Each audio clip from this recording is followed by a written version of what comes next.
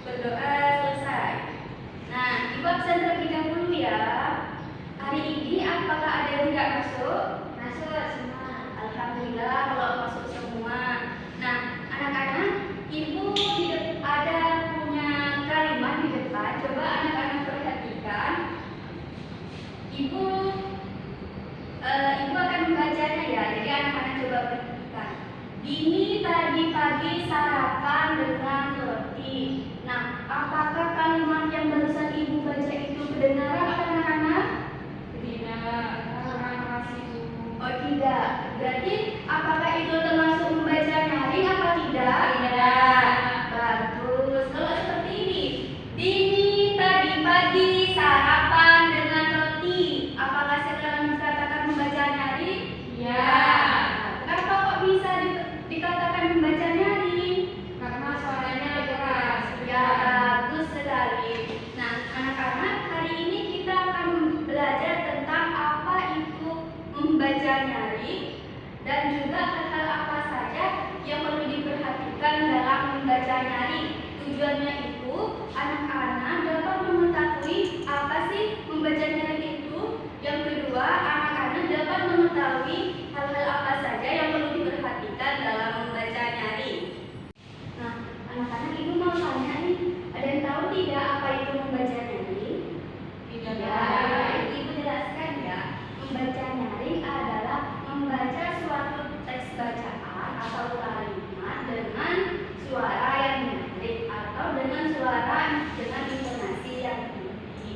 Jadi kalau kita membacanya dengan suara yang rendah atau intonasi yang kecil, maka itu tidak disebut dengan membaca nyaring. Karena pastinya kalau kita tidak membaca nyaring, maka suara kita tidak akan terdengar oleh orang lain.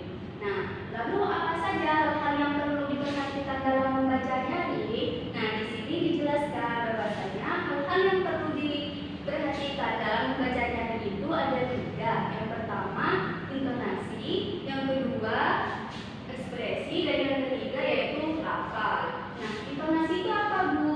Intonasi itu adalah tinggi rendahnya suatu nada pada kalimat yang memberikan penekanan dalam kata-kata tertentu di suatu kalimat. Nah, untuk dapat mengetahui kita harus memberikan penekanan pada suatu kalimat atau teks bacaan, kita dibantu dengan tanda baca. Tanda baca itu apa saja, Bu? Di sini ada 2, yaitu titik dan koma.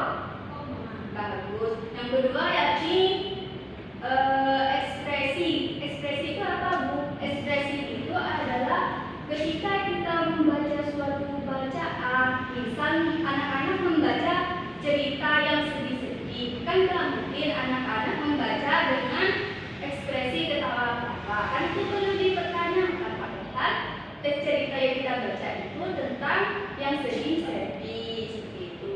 Terus yang terakhir yaitu lafal. Lafal itu adalah cara mengucapkan suatu huruf.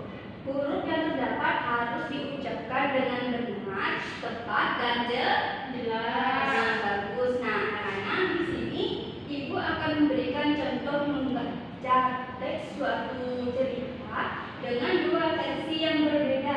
Anak-anak, minta tolong diperhatikan ya. Dari Ibu. Nah, teks bacanya itu ada di buku kalian. Coba kalian perhatikan.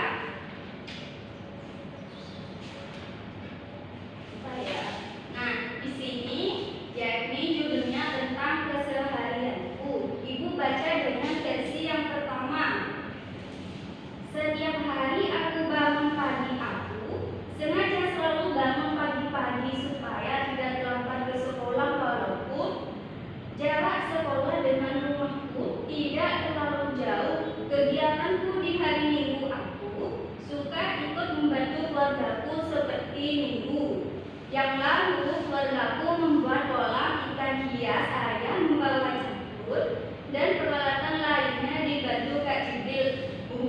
Dan Kak Fariza sedang memilih tanaman yang akan ditanamkan ada bunga mawar, bunga melati, dan juga bunga matahari. Aku membantu mengambilkan kukunya dari belakang rumah.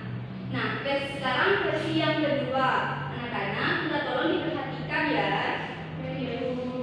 Setiap hari aku bangun pagi.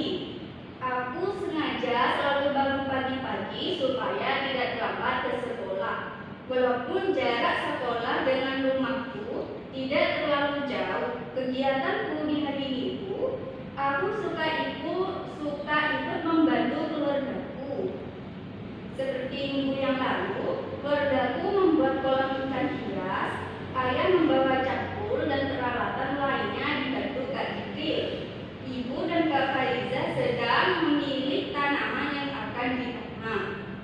Ada bunga mawar, bunga melati, dan juga bunga matahari. Aku membantu mengambilkan kukunya dari belakang rumah.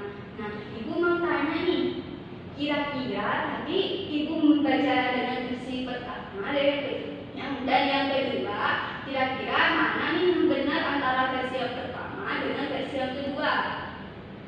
Versi yang kedua. Ya, bagus. Kenapa tuh kok bisa versi yang kedua yang benar? Karena ibu memperhatikan tinggi rendahnya suatu kalimat atau suatu teks bacaan yang ibu perhatikan, dan ibu juga memperhatikan tanda bacanya, yakni titik dan koma. Nah, sekarang ibu minta salah satu dari kalian untuk maju ke depan dan membaca sebuah teks dengan judul Kucing Kesayangan Ibu. Kira-kira siapa yang mau maju ke depan? Ya, silakan Sarah.